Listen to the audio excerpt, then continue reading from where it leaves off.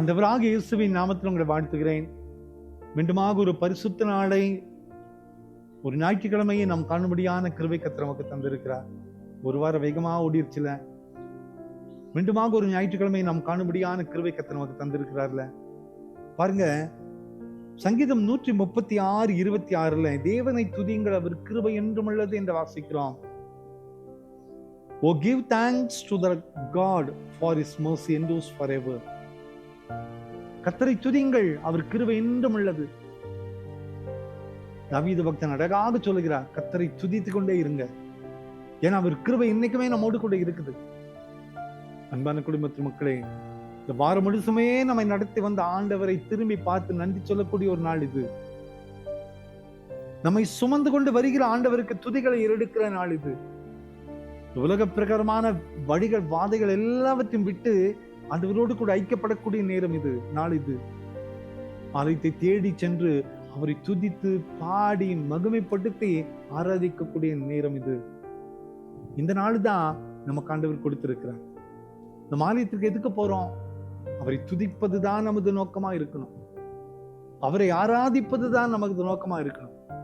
அவரோடு கூட ஐக்கியப்பட வேண்டும் என்பதுதான் நமது நோக்கமா இருக்கணும். வேற எந்த ஒரு காரியமோ நமக்கு சமாதானத்தை கொண்டு வர முடியாது. அன்பான குடும்பத்து மக்களே, தேவனை துதியுங்கள், அவர் கிருபை என்றும் உள்ளது. ஆலயத்தை தேடி செல்வோம், அவர் நடத்தி வந்த கிருபைகளை எண்ணி எண்ணி எண்ணி எண்ணி அவரை துதிப்போம். அவரை துதிக்க துதிக்க துதிக்க துதிக்க புது பலனை நாம் பெற்றுக்கொள்ள முடியும். வரப்போகிற நாட்கள் முழுவதும் நம்மை நடத்தி செல்கிற அவருடைய பிரசன்னத்தை உணர முடியும்.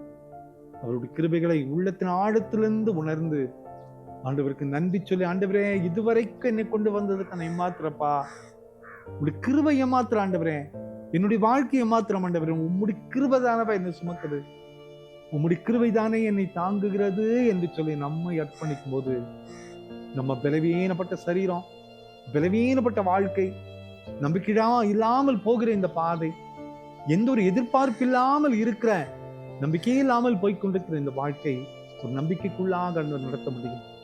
நம்மையும் சுமக்க முடியும், நம்மையும் அழகாக ஆண்டவர் உருவாக்க முடியும். ஆண்டவரை துதிப்போம், அவர் கிருபைகளை நினைப்போம், நிச்சயமாய் அவர் நடத்துகிற பாதைகளை நாம் அறிந்து கொள்ள முடியும். ஜெபம் பண்ணாமா? கிருபை நிறைந்த நல்ல ஆண்டவரே, இந்த காலை நேரத்திலே உள்ளத்தின் ஆழத்திலிருந்து நம்மை துதிக்கிறோமப்பா, உம்மை உள்ளத்தின் ஆழத்திலிருந்து நமக்கு மகிமைப்படுத்துகிறோமப்பா. இதோ ஆண்டவரே, உம்மை துதிக்க பிறந்த மக்கள் நாங்களப்பா. ஆலயத்திலே சென்று நீ செய்த கிருபைகளை எண்ணி எண்ணி எண்ணி எண்ணி உம்மை துதிக்க, உமக்கு நன்றி சொல்ல எங்களுக்கு பலன் தர வேண்டுமா கெஞ்சுறோம். பிறந்த நாளையும் திருமண நாளையும் நினைவு கூறுகிற பிள்ளைகள் ஒவ்வொருவரையும் இந்த ஆண்டு முழுவதும் நீர் சுமந்து கொண்டு செல்ல வேண்டுமா கெஞ்சுறோம். உங்களுடைய கிருபைகள் மிகப்பெரியவைகளப்பா, உணர்ந்து உம்மை துதிக்கக்கூடிய பலத்தை எங்களுக்கு தாரு. இயேசுவின் மூலம் ஜெபங்களும் எங்கள் நல்ல பிதாவே. அமேன், அமேன், அமேன்.